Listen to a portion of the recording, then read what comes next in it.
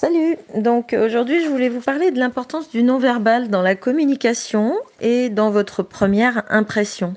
D'après vous, ça représente combien de pourcents? Eh bien, 55% de votre image perçue concerne le non-verbal.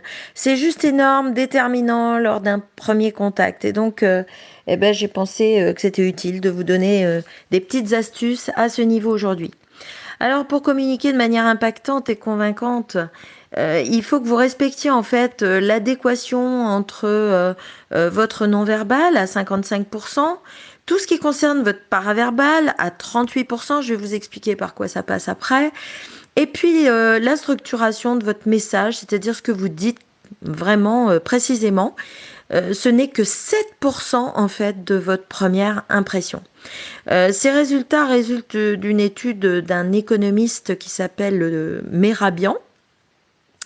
Et c'est vrai que pour vérifier où vous en êtes, déjà, je propose actuellement de pouvoir faire votre diagnostic en images et en savoir-être. Pour ça, je vous renvoie au site http diag.by-sensory.com. Vous aurez mon feedback immédiat sur votre diagnostic comportemental. Et puis alors pour l'illustrer, le non-verbal, en fait, c'est tout ce qui concerne votre démarche, votre posture, votre regard, votre apparence, votre gestuelle également. Tout ce qui se voit en priorité, puisque c'est, je vous le rappelle, 55% de votre première image perçue par celui qui vous rencontre. Et c'est également ce que vous percevez de l'autre lorsque vous le rencontrez pour la première fois. Le paraverbal, c'est quoi? Eh bien, c'est tout ce qui émane de votre voix. Donc, c'est votre intonation, votre tonalité, grave, aiguë, forte, douce, etc. Le volume que vous mettez dans votre voix, le rythme, parce que bien sûr, le rythme est important. Ça transmet soit de la sérénité, soit du stress. De la même manière, si vous n'avez pas un volume adapté, on vous fera répéter une, deux, mais pas trois fois en général. Et puis ensuite, vous avez tout ce qui concerne votre diction, votre ponctuation, l'art de bien articuler, en fait. Et donc ça, c'est 38%. Et ensuite, tout ce qu'on appelle le verbal, qui impacte seulement à 7%, contrairement à ce qu'on pense tous, que c'est le plus important. Non, c'est le moins important. C'est les mots que vous utilisez pour défendre une idée, une conviction.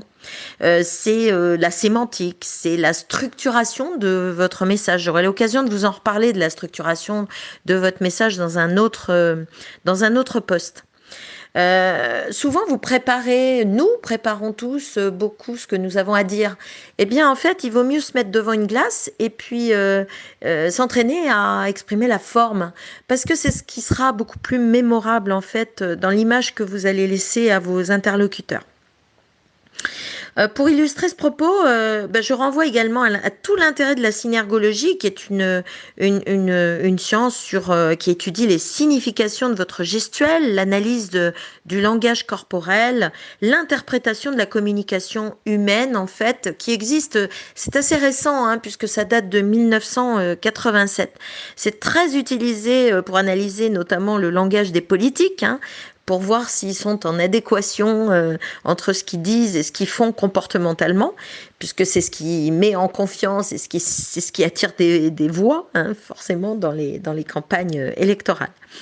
Mais également, j'ai envie de vous parler de recrutement, puisque en cette rentrée, souvent, c'est synonyme de recherche d'emploi, de stage.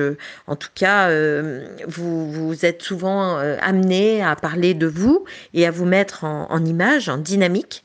Donc, c'est vrai que c'est important de tenir compte de ces conseils lorsque vous vous entraînez pour un entretien de recrutement, pour le donner, mettre toutes les chances de votre côté, dans votre image perçue. Également, dernier exemple, c'est dans l'attitude des relations clients. C'est évident que quand vous rentrez dans un magasin, vous êtes très sensible au comportement de la vendeuse ou du vendeur. Donc c'est important, en fait, de tenir compte de tout cela. Alors, je vous propose plusieurs formations et ateliers sur ce thème que vous allez trouver très prochainement sur votre plateforme de formation By Sensory en ligne. Voilà, c'est tout pour aujourd'hui. Ah non, tiens, je vous donne un petit exercice tout simple à faire. En observant vos collègues ou vos proches, posez-vous la question en toute conscience, son comportement m'évoque quoi? Voilà, en analysant son non-verbal, son paraverbal et son verbal en fonction de tout ce que je viens de vous suggérer. Allez, à bientôt. Bonne journée. Ciao.